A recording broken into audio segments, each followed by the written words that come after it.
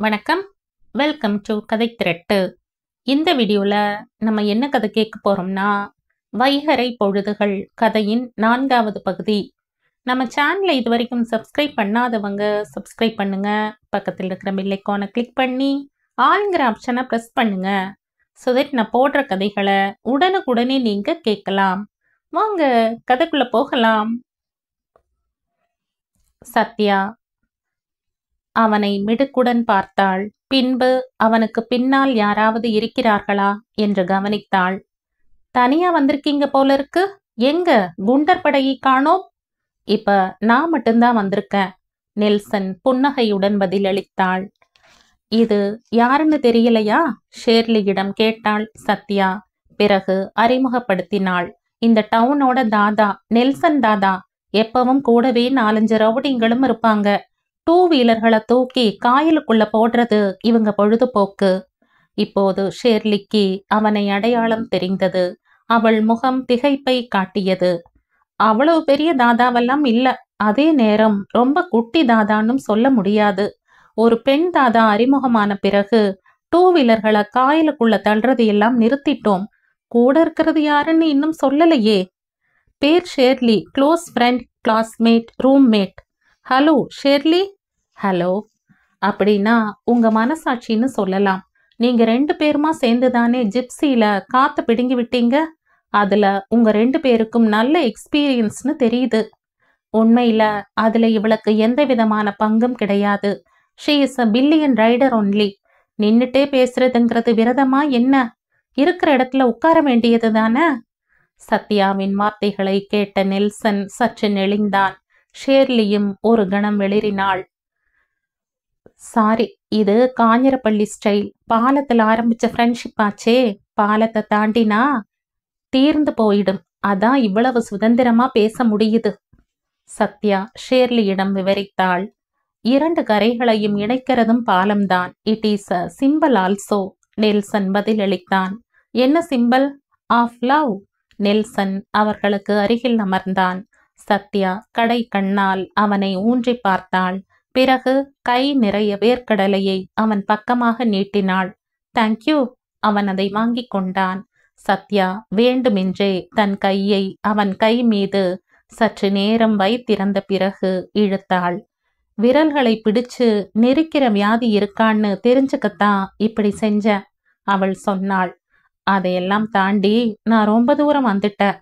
Nelson பதிலளித்தான்.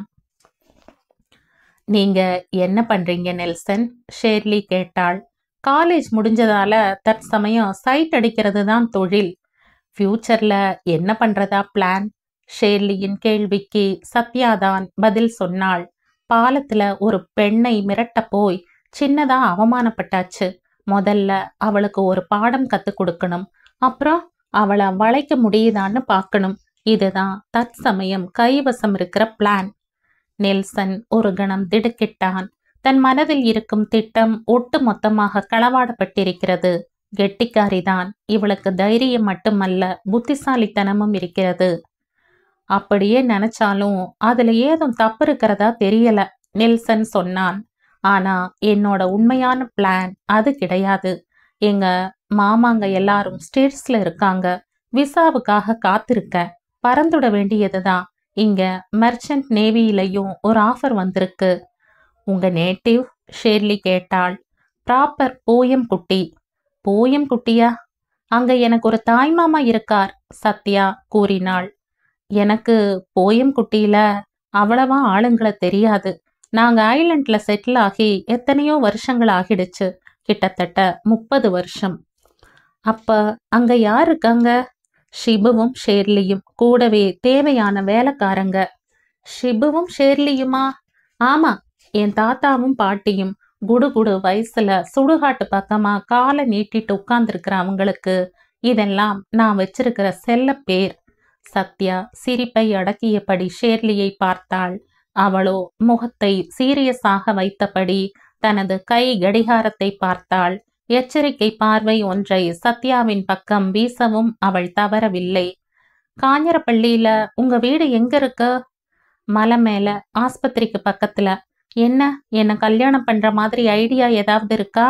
இருந்தா கோட்டப்பருத்து வர்கியோட வீடு எதுன்னு கேட்டாலே போதும், யார் வேணும்னாலும் கொண்டு போய் விடுவாங்க. ஷேர்லி சத்யாவின் முன் கை பகுதியில் கிள்ளினாள். இவளோட தொல்லை தாங்க முடியல. நெல்சன் புன்னகையுடன் அடுத்த கேள்விக்கு தாவினான். அங்க யாரெல்லாம் இருக்காங்க? அப்பா, சித்தி, எதுக்கும் தயாரா இருக்கிற அண்ணனுங்க 4 பேர், அப்புறம் கடிச்சு குதர்ற நாய் ஒண்ணும் இருக்கு. ஓஹோ, அந்த பின்னணி தான் இந்த முரட்டுத்தனத்துக்கு காரணமா? இல்ல, அதெல்லாம் என்னோட பலவீனங்கள். ஷேர்லி மீண்டும் கடிகாரத்தை பார்த்தாள். சத்யா, நேரமாகுது, நாம கிளம்பலாம். போயிட்டா போகுது? ஷேர்லி எழுந்ததும் சத்யா எழுந்தாள். என்ன இவ்ளோ சீக்கிரமா கிளம்பிட்டீங்க? சூரியன் கூட மறையலையே என்றவாறு நெல்சனும் எழுந்தான்.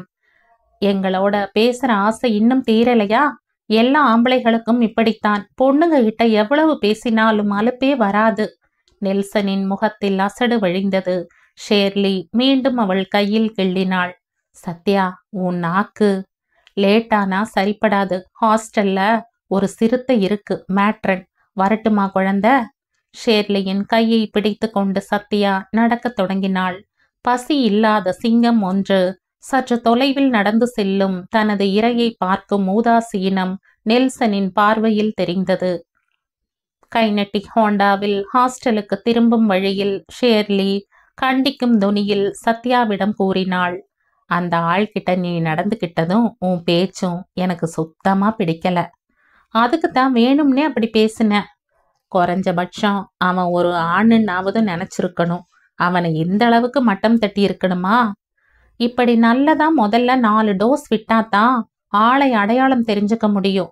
முதுகெலும்பு இருக்கிறவனா இருந்தா தாக்கு பிடிப்பான், இல்லைனா இத்தோட அம்பேல் ஆயிடுவான். சத்யா விவரித்தாள். எப்பி நுரை உயர்ந்து வரும் பீர் கிளாஸை எடுத்து ஒரே மூச்சில் காலியாக்கினான். ரவி மீன் வறுவலின் தசை பகுதியை பிய்தெடுத்து வாயில் போட்டான். கூடவே வட்டமாக வெட்டப்பட்ட வெங்காய ஸ்லைஸ் மற்றும் வெள்ளரி துண்டுகளையும் போட்டு மென்றான். பாட்டிலில் மீதமிருந்த பீர் மொத்தத்தையும் கிளாஸில் ஊற்றினான் நெல்சன். அதை ஒரே மூச்சில் குடித்துவிட்டு அடுத்தடுத்து ஏப்பம் விட்டான். அவர்களுக்கு நேர் கீழாக இருந்த கல் சுவரின் மீது காயலின் தண்ணீர் அலையடித்தது. ஏறத்தாழ 5 அடிக்கு கீழே காயலின் நீர்ப்பரப்புதான்.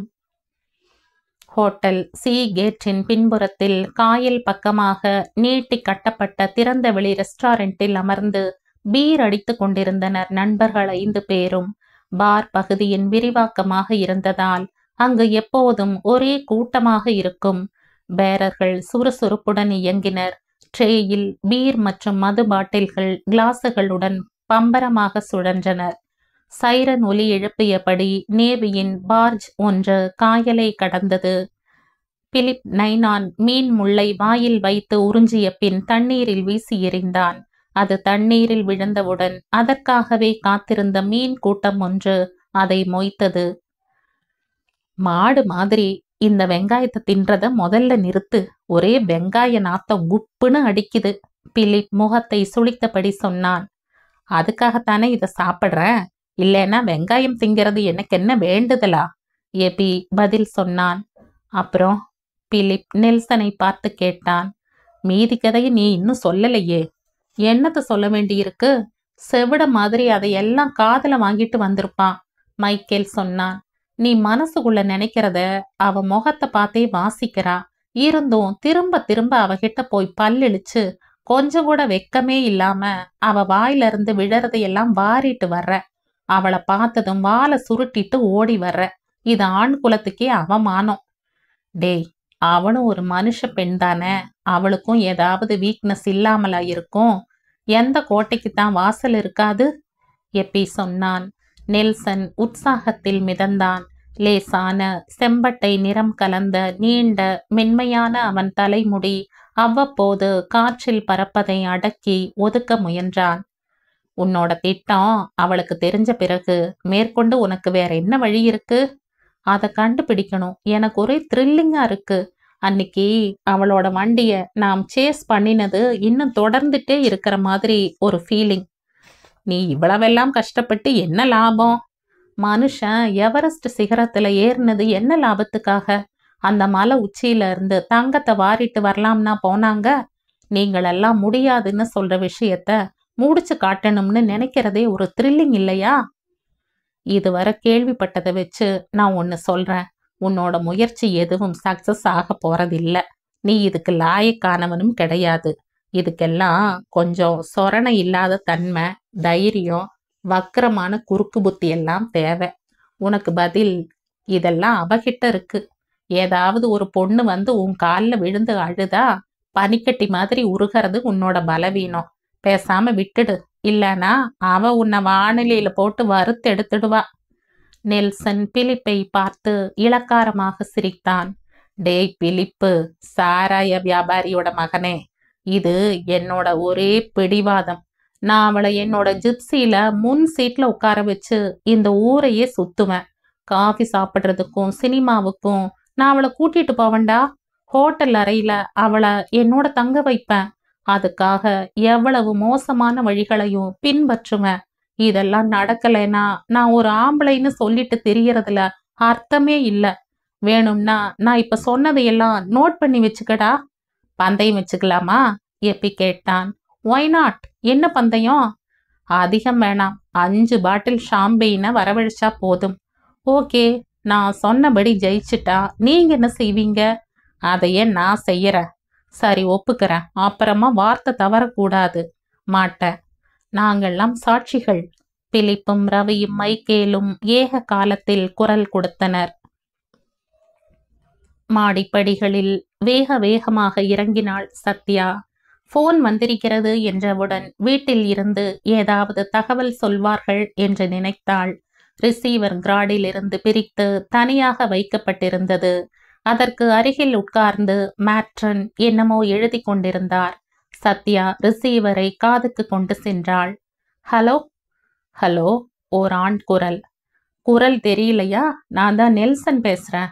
ஓஹோ, ஒரு தீர்மானத்துக்கு வந்துட்ட மாதிரி தெரியுது. அப்படி எந்த ஒரு தீர்மானமும் எனக்கு கிடையாது மிஸ் காஞ்சரப்பள்ளி. இன்னைக்கு காலையில நான் விழிச்ச முகம் ராசி இல்லாததுன்னு தோணுது. இப்பதான் ஒரு ஃப்ரெண்ட் கண்ணா பின்னான்னு டோஸ் விட்டான். சரி, இதை மட்டும் ஏன் விட்டு வைக்கணும், கேட்டுக்கலாமின்னு தான் உங்களை கூப்பிட்டேன். வர ஆபத்துகள் எல்லாம் ஒட்டு மொத்தமா வந்துட்டு போகட்டுமே. சத்யா சத்தம் இல்லாமல் சிரித்தாள். ஹலோ, நெல்சனின் ஆர்வம் நிறைந்த குரல். லைன்ல தான் இருக்கேன். ஒருவேளை நான் தான்னு தெரிஞ்சதும் ரிசீவரை வச்சுட்டீங்களோன்னு நினைச்சேன். ஆமா, என்ன வழக்கமான எதையும் காணோம்? டபுள் டோஸ்ல அதையெல்லாம் எடுத்து விடுங்க. எனக்கும் கொஞ்சம் தைரியம் வரட்டும். அதுக்கு பிறகுதான் எனக்கு முதல்ல கொடுத்தவனை கூப்பிட்டு மொத்தமா திருப்பி கொடுக்கணும். நம்பர் எப்படி கிடைச்சது? ரொம்ப கஷ்டப்பட்டு கண்டுபிடிச்சேன். கவர்மெண்ட் டைரக்டரிங்கிற பேர்ல வருஷத்துக்கு ஒரு தடவை தலகாணி ஒன்ன வெளியிடுறாங்களே. நெல்சன் போயும் குட்டி, இப்ப போன் பண்ணது எதுக்காக? முதல்ல அதை சொல்லுங்க. இந்த குரலை ஒரு தடவை கேட்கணும்னு தான், வேற எந்த நோக்கமும் கிடையாது. அப்படின்னா என்ன சும்மா விட போறதில்ல நீங்க. என்னங்க திடும்னு இப்படியெல்லாம் பேசுறீங்க? இதெல்லாம் அபாண்டம். ஆமா, உங்க தோழி எங்க காணோம்? அவளோட ஊருக்கு போயிருக்கா. நீங்க போகலையா? எல்லாரும் பார்த்து பழகின மனுஷங்க தானே, அதனாலதான். சாப்பாடு ஆயிடுச்சா? மிஸ்ல தானே. ஆமா. என்ன செஞ்சிட்டு இருக்கீங்க? பருத்தியும் புண்ணாக்கும் சாப்பிட்டு அசை போட்டப்பதான் போன் வந்தது. நெல்சனின் சிரிப்பு கேட்டது. காஞ்சரப்பள்ளி ஸ்டைல்ல லேசா தெக்கத்தி வாடை அடிக்குதே. எந்த வாடையும் யாரோட மொத்த குத்தகையும் கிடையாதே. அப்படின்னா போர்ட்டு கொச்சி ஸ்டைல்ல நான் ஒரு விஷயம் சொல்லலாமா? சொல்லுங்க. ஒரு 3 மணி ஆகும்போது உங்க தகர டப்பாவில் புறப்பட்டு வாங்க. எங்கேன்னு தெரியுதா? ஐலண்டுக்கு. இங்க என் ஃப்ரெண்ட் ஒருத்தனோட ரெஸ்டாரண்ட் இருக்கு. நல்ல ஐட்டங்கள் கிடைக்கும். சிட்டியிலேயே ரொம்ப டேஸ்டானது. சின்னதா சாப்பிட்டுட்டு ஒரு அரை மணி நேரம் வழக்கமான உங்க பேச்ச கேட்ட பிறகு 4:30க்கு குட் பை சொல்லிக்கலாம். என்ன சொல்றீங்க? சத்யா மேட்ரனை பார்த்தாள். அவர் பாட்டுக்கு எழுதி கொண்டிருந்தாலும் அவர் காது டெலிபோனில் தான் என்பது புரிந்தது. வினாடிகள் கடந்தன. மறுபுறத்தில் இருந்து அதற்குள் குரல் கேட்டது. Hello hello, still I'm here. நான் 2 காதையும் பொத்திட்டு இருந்த. சரவடி சத்தம் கேட்காம இருக்கிறதுக்காக ஏதாவது சொன்னீங்களா? எதுவும் சொல்லலையே. அப்படின்னா பீரங்கி குண்டு பாய போகுதுன்னு அர்த்தம். பத்த வச்சிட்டீங்களா? நெல்சன் செரியான், திருட்டு கார்கோடகா, ஜொல்லு விடவும் விடுக்க காட்டவும் உங்களுக்கு இப்போ ஒரு கம்பெனி வேணும் இல்லையா? என்னை என்னன்னு நினைச்சீங்க? நீங்க கூப்பிட்ட உடனே திடுக்கிட்டு பொறிஞ்சு தள்ள போறேன்னா அப்படித்தானே? எத்தனை மணிக்கு எங்க இருப்பீங்கன்னு சொல்லுங்க. பதில் இல்லை. ஹலோ, இருக்கேன், உறைஞ்சு போயிட்டேன், கூடவே ஒரு அட்டாக். அப்புறம் எந்த தைரியத்துல கூப்பிட்டீங்க? என்கிட்ட எதை வேணும்னாலும் சொல்லலாம்னு நினைக்கிறவங்க கிட்ட பதிலுக்கு எதையும் சொல்லலாம்ங்கிற தைரியத்துல தான். எங்க பார்க்கலாம்? அறிமுகமான பாலத்திலேயே. ஓகே. சத்யா ரிசீவரை வைத்தாள். சப்பாத்தி, சிக்கன் பிளேட்டுகளை டேபிள் மீது வைத்துவிட்டு பேரர் திரும்பி போனார். சாப்பிடலாமே? நெல்சன் பிளேட்டுகளை சத்யாவின் பக்கம் தள்ளி வைத்தான். இருவரும் சாப்பிடத் தொடங்கினர். நான் அடிக்கடி இங்க வருவேன், நெல்சன் ஆரம்பித்தான். வீட்ல சமையல் பண்ண மாட்டாங்களா? இல்ல வீட்ல இருந்து துரத்திட்டாங்களா? வீட்ல பண்றத எப்பவாவது தான் சாப்பிட முடியும். ஹோட்டலே கதின்னு ஆகி போயிருக்கும். வீட்டுக்கு வெளியில மனசுக்கு சந்தோஷத்தையும் நல்ல சாப்பாட்டையும் தேடி போறவங்கள நம்ப கூடாதுன்னு சொல்லுவாங்க. இப்படி சொன்னது யாரு? பெர்னாட் ஷாவா? இல்ல, கோட்டப்புறத்து வர்கி, எங்க அப்பா. இப்படி எக்கச்சக்கமா ஸ்டாக் வச்சிருப்பார் போல இருக்கே. உண்மைதான், அப்பப்போ இந்த மாதிரி பொன்மொழிகளை உதிர்ப்பார். நெல்சன் அவளை பார்த்து புன்னகைத்தான். ஜக்கில் இருந்து கிளாஸில் தண்ணீர் ஊற்றி ஒரு வாய் குடித்த பிறகு சொன்னான். சத்யா வரதா சொன்னதும் முதல்ல என்னால நம்பவே முடியல. பாலத்துல காத்திருக்கும் போது கூட எனக்கு நம்பிக்கை வரல. அப்போ தன்னம்பிக்கை இல்லாத பேர் வழின்னு அர்த்தம். நான் ஒன்னு கேட்கலாமா? நான் கூப்பிட்டதும் எந்த நம்பிக்கையில உடனே கிளம்பி வந்தீங்க? நெல்சன் மனுஷங்களை சாப்பிட்ற ஆள் இல்லைங்கிற தைரியத்துல தான். அப்ப என் மேல ஓரளவுக்கு நம்பிக்கை இருக்கு. எதுக்கு நான் உங்களை நம்பணும்? உங்களை நம்பி வந்ததா நான் எப்ப சொன்னேன்? என் மேல இருக்கிற நம்பிக்கையால தான் கிளம்பி வந்தேன். மனசுல இருக்கிற தைரியத்தையும் உடல்ல இருக்கிற வலுவையும் நம்பி. நெல்சனின் மூக்கு உடைப்பட்டாற்போல் இருந்தது. உண்மை சொல்லட்டுமா? சத்யாவோட இந்த தைரியமும் துணிச்சலும் உடனுக்குடன் சூடா கொடுக்கிற பதிலும் தான் என்ன கவர்ந்த விஷயங்கள். அழகும் புத்திசாலித்தனமும் தைரியமும் இப்படி ஒரு பொண்ணுகிட்ட அமையிறது அபூர்வம்.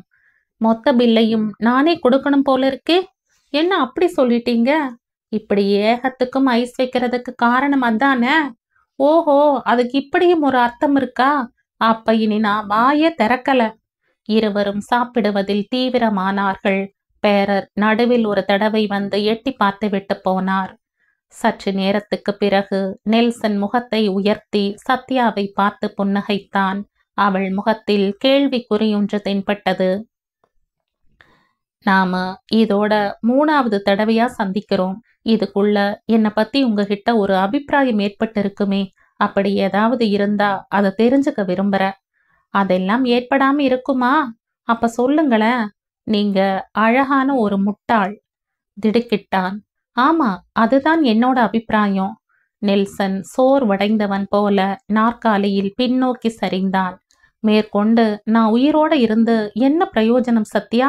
நேரா போய் அந்த பாலத்துல இருந்து குதிச்சு உயிரை விட வேண்டியதுதான். இப்படியெல்லாம் சும்மா பூச்சாண்டி காட்டக்கூடாது.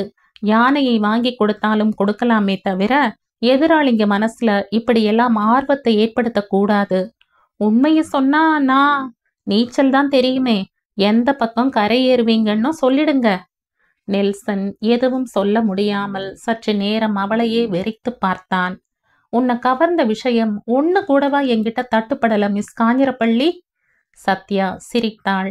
ஒரு வாய் தண்ணீரை குடித்துவிட்டு சொன்னாள். உன் குரல் எனக்கு பிடிச்சிருக்கு மிஸ்டர் போயம்குட்டி. அப்புறம் உன் கண்கள், உடைபடாத சிரிப்பு, மூக்கு உடைப்படும் போது முகத்துல வழியிற அசடு, மனசுல இருக்கிறதை எடுத்து காட்டுற அசட்டு சிரிப்பை சொல்லல நான். நெல்சன் சன்னமான சிரிப்புடன் அவளையே பார்த்தான். இப்போது அவனுக்கு அவளை ஆராதிக்க தோன்றியது. மனதுக்கு பிடித்த பிடிக்காத உண்மைகளை பட் பட் என்று போட்டு உடைக்க தயங்காத ஒரு பெண். மற்றவர்கள் தன்னை பற்றி என்ன நினைப்பார்கள் என்ற கவலை அவளிடம் கிடையாது. மனதில் ஒன்றை வைத்து கொண்டு அதை மறைத்து பேசும் கபடத்தன்மை இல்லை. இருவரும் எழுந்து கை கழுவினர். திரும்பவும் நாற்காலியில் வந்து உட்கார்ந்து நெல்சன் கேட்டான். ஐட்டம் எப்படி? டேஸ்டா இருந்ததா? டேஸ்ட் இல்லைங்கிறது மட்டும் இல்ல, வாயையும் கெடுத்துடுச்சு.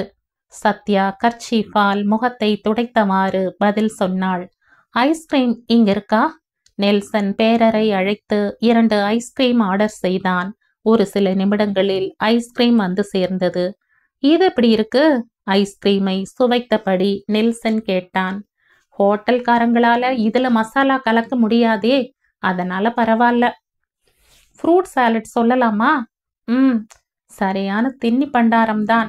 அதனாலதான் உடம்பு இப்படி தின்னுன்னு இருக்கு. காஞ்சிர பள்ளிக்காரங்க நல்லா உழைக்கிறவங்க. அதே மாதிரி சாப்பிடுவோம், நிம்மதியா படுத்து தூங்குவோம். பொறாமைங்கிறது கொஞ்சம் கூட கிடையாது. டேபிள்ல இருந்து எழுந்திருக்க முற்படுவதற்குள் பேரர் வந்தார். பில் ப்ளீஸ், சத்யா கேட்டாள். பேரர் நெல்சனை பார்த்தபடி தயங்கினார். நீங்க போங்க, நான் கேஷ் கவுண்டருக்கு வர்றேன். ஆனால் அவர் நகரவில்லை. டிப்ஸுக்காக காத்திருந்தார். நெல்சன் 10 ரூபாய் நோட் ஒன்றை அவரிடம் கொடுத்தான். போகலாமே, நெல்சன் சத்யாவை பார்த்து கூறினான். பில் வரலையே. பேரர் குழப்பத்துடன் நெல்சனை பார்த்தார். நான் பே பண்ணிடுறேன் சத்யா. அவள் முகம் சிவந்தது. நான் போலாங்களா? பேரர் நெல்சனின் அனுமதிக்காக அவன் முகத்தை பார்த்தார். உங்ககிட்ட தானே பில் கொண்டு வர சொன்ன? சத்யாவின் குரல் கோபத்துடன் ஒலித்தது. பேரர் விசையுடன் நகர்ந்தார். என்ன சத்யா இதெல்லாம்? நெல்சன் கேட்டான். புரியலையா? நாம சாப்பிட்டதுக்கான பில்ல கொண்டு வர சொன்ன. ஓகே, சத்தம் போடாத, பில் வந்து சேரும். பில் வந்தது. பெரும் ஜீரகம் நிறைந்த பிளேட்டில் இருந்து நெல்சன் பில்லை கையில் எடுத்தான். தொகையை கவனித்தான். பிறகு பர்சில் இருந்து பணத்தை எடுத்து சாசரில் வைத்தான். எவ்வளவு? சத்யா பில்லை கையில் எடுத்து பார்த்தாள். 222 ரூபாய். பேரர் பணத்துடன் நகர்ந்தார். சத்யா தனது கை பையில் இருந்து 116 ரூபாயை எடுத்து நெல்சனிடம் நீட்டினாள். என்னது இது? நெல்சன் கேள்விக்குறியுடன் அவளை பார்த்தான். டிப்ஸோட சேர்த்து பில்லோட பாதி பணம். நெல்சன் அவளை ஊன்றி பார்த்தான். இது இன்சல்ட்டிங், அவன் கோபத்துடன் சொன்னான். எது இன்சல்ட்டிங்? சாப்பிட்டதுக்கான பணத்தை ஹோட்டலுக்கு கொடுக்கறதா? நான் தான் கொடுத்துட்டனே. சத்யாவை நான் கூப்பிட்டேன், அதனால முழு செலவும் என்னோடது தானே. முதல்ல பணத்தை உங்க பர்ஸ்ல வைங்க, அதுக்கப்புறம் தான் நமக்குள்ள எந்த பேச்சும். சத்யாவின் குரல் கடுமையாக ஒலித்தது. இதில் எந்த விதமான சமரசத்துக்கும் இடம் இல்லை என்பதாக இருந்தது அவளது நடவடிக்கை. அதை ஏற்றுக்கொள்வதை தவிர அவனுக்கும் வேறு வழி இல்லை. உங்க படத்துல சப்பாத்தியும் சிக்கனும் சாப்பிட நான் வரல. நட்புக்கு நடுவுல சுரண்டலும் பொறுப்பும் இருக்கக்கூடாது. என்னோட நட்புல 50-50ங்கிற ஒரே கணக்குதான். இருண்ட முகத்துடன் நெல்சன் ரெஸ்டாரண்டில் இருந்து வெளியேறினான்.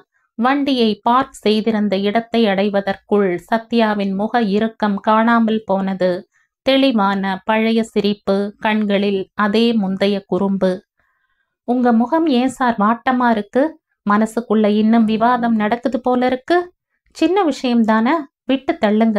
மனசை எப்பவும் சுத்தமான பலகையா வச்சிருக்கணும். அதுல நிழல்கள் ஏதாவது மிச்சம் இருந்தால் அதோட போராடிட்டு இருக்கவே நேரம் சரியா இருக்கும். நெல்சன் எதுவும் பேசவில்லை. நான் கிளம்ப வேண்டிய நேரம் ஆச்சு. வண்டியில கொண்டு போய் விடட்டுமா?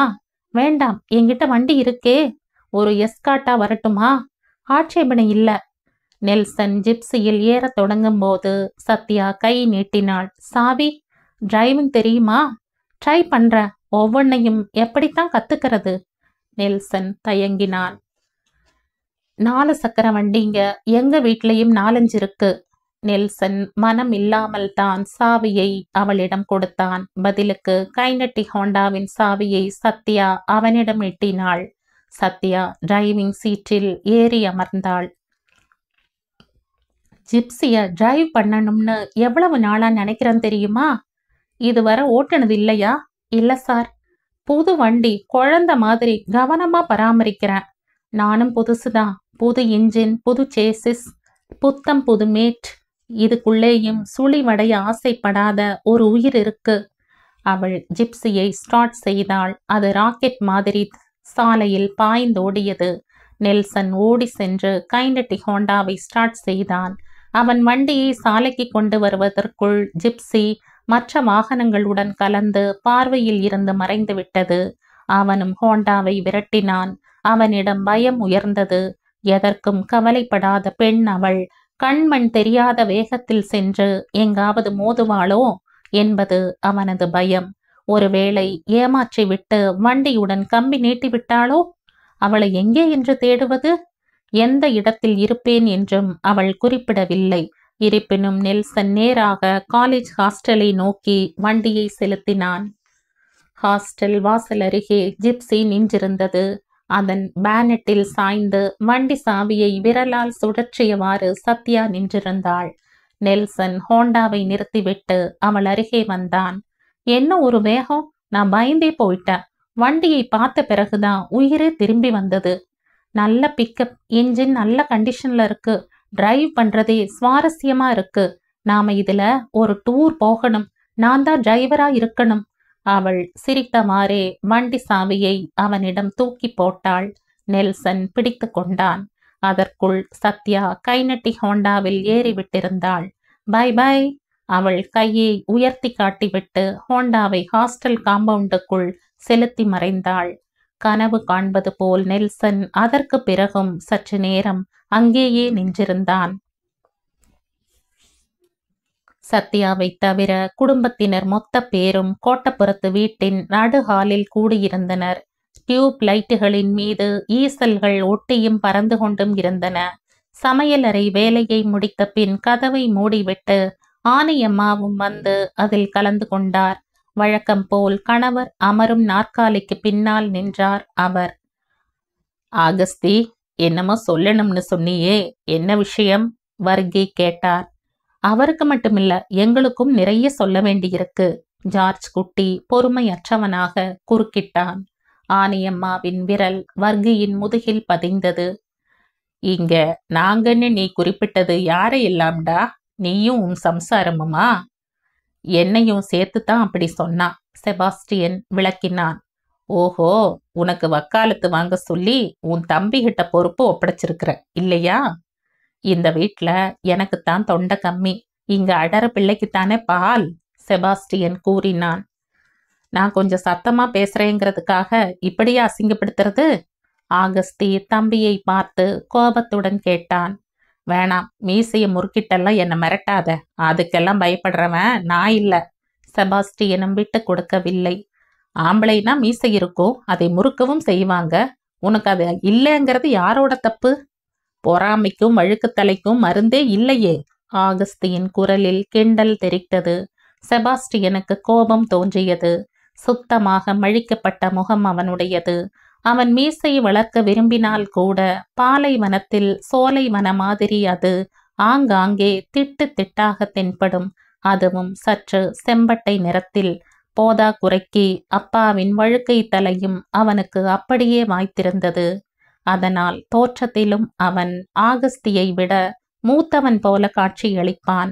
செபாஸ்டியனுக்கு இந்த காம்ப்ளெக்ஸும் உண்டு. அப்பா, ஒரு விஷயத்த நான் முன்கூட்டியே சொல்லிடுறேன். அண்ணனுக்கு ஏற்கனவே மொத்தமா கொடுத்தாச்சு. குடும்ப சொத்துல இப்ப பங்கு கேட்டு வந்தா 1 சென்ட் இடம் கூட கொடுக்க முடியாது, செபாஸ்டியன் சொன்னான். எனக்கு நிலமா வேணும்னு சொல்லலையே. பணமா கொடுத்தாலும் நான் வாங்கிப்பேன். உங்க அப்பனோட சொத்து எதுவும் எனக்கு வேணாம். அம்மாவோட சொத்திலிருந்து தான் கேட்குறேன். உங்களுக்கு வெக்கமா இல்லையா கேட்கறதுக்கு? அம்மாவோட சொத்து வேணுமா? ஜார்ஜ் குட்டி கோபத்துடன் கேட்டான். பாகம் பிரிச்ச போது மத்தவனை தள்ளிவிட்டு கெட்டிக்காரத்தனமா சுருட்டுனது பத்தலையா? ஆனையம்மா வர்கியின் முதுகை தொட்டார். யாரும் எந்த கணக்கையும் சொல்ல வேண்டாம். ராஜுக்கும் பாகம் பிரிச்சு கொடுத்த பிறகுதான் யாருக்கும் எதுவும் கொடுக்க முடியும், வர்கி சொன்னார். மட்டுமல்ல, அம்மாவோட சொத்தெல்லாம் சத்யா பேர்ல கிடக்கு. அதை எழுதி கொடுக்கறதுக்கு அவளுக்கே மனசு இல்லாத போது அதுக்காக நீங்க ஒருத்தருக்கு ஒருத்தர் அடிச்சுக்கிறதுலையும் அர்த்தம் இல்ல. நாங்களும் அதை பத்தி தான் பேச விரும்புறோம். ஜார்ஜ் குட்டி சொன்னா அவளோட விஷயத்துல நாம ஏதாவது ஒரு முடிவு எடுத்தே ஆகணும். அவ பேர்ல இருக்கிற சொத்தை அவளா எழுதி கொடுக்கற வரைக்கும் காத்திருக்கணுங்கிறது. அலை ஓஞ்சு கடல்ல குளிக்கிற மாதிரி தான். ஒண்ணு அவளை சீக்கிரமா கட்டி கொடுக்கணும், இல்லைன்னா அவளுக்கு கல்யாணம் பண்றப்பதான் சொத்துக்களை பிரிக்க முடியுங்கிற தீர்மானத்தை மாத்திக்கணும். அவ படிச்சுட்டு இருக்கா. கல்யாணத்துக்கெல்லாம் அவ்வளவு சீக்கிரமா சம்மதிக்க மாட்டா. அந்த சொத்துக்களை பாக பிரிவினை செய்யவும் இப்ப சம்மதிக்க மாட்டா. நாம வேற என்ன பண்றது? வர்கி கேட்டார். அப்ப அவளோட பாழா போன படிப்பை நிறுத்துங்க, ஆகஸ்தி சொன்னான். இன்னும் 1.5 வருஷமோ என்னமோ இருக்கு, அது வரையிலும் பொறுமையா இருங்க. அது முடியும் போது அதுக்கப்புறமும் படிக்கணும்னு சொல்லுவா, அப்புறமும் படிக்கணும்னு அவ பாட்டுக்கு சொல்லிட்டே இருப்பா. இதெல்லாம் முடிஞ்ச பிறகு நம்ம காரியங்கள் நடக்கணும்னா அதுக்குள்ள நாங்க எல்லாம் கிழவனுங்க ஆயிடுவோம், செபாஸ்டியன் சொன்னான். நாம இப்படி மாத்தி மாத்தி பேசி என்ன ஆக போகுது? அவளோட குணம் உங்களுக்கு தெரியாததா? தரன்னு இழுத்துட்டு வந்து வீட்டுக்குள்ள போட்டு பூட்டணும். 2 மாசம் அப்படி கிடந்தா தன்னால வழிக்கு வந்துடுவா. இல்லைனா அவ பேர்ல இருக்கிறத பாகம் பிரிச்சுட்டு அவ எப்படி வேணும்னாலும் நடந்துக்கட்டும். நடக்கிற விஷயம் எதையாவது பேசுடா ஆகஸ்தி, வர்கி குறுக்கிட்டார். அவதான் எந்த வகையிலையும் நமக்கு பிடி கொடுக்க மாட்டேங்கிறாளே. இப்படி ஒரு வீடு இங்க இருக்குன்னாவது அவளுக்கு ஞாபகம் இருக்குதா என்ன? வாரத்துல 2 நாள் வந்துட்டு போகலாம், போகட்டும். 2 வாரத்துக்கு ஒரு தடவையாவது வரலாமே. ஹாஸ்டல்காரங்க தான் என்ன நினைப்பாங்க? இவளுக்கு வீடு வாசல் அப்ப நாத்தா யாருமே இல்லையா? அவிழ்த்து விட்டுருக்கிற கண்ணுக்குட்டி மாதிரி மேய்ஞ்சிட்டு திரியறா. யாருக்கு பயப்படுறதுங்கிறது திமிர். ஒரு கட்டுக்குள்ள கொண்டு வரலேனா இதனால ஊருக்குள்ள நம்ம பேரும் கெட்டிடும். ஆகஸ்தி பொறிந்தான். வர்கி தன் வழுக்கை தலையை தடவியபடி சிந்தனையில் ஆழ்ந்தார். பிறகு சொன்னார், அவளை வர சொல்ற.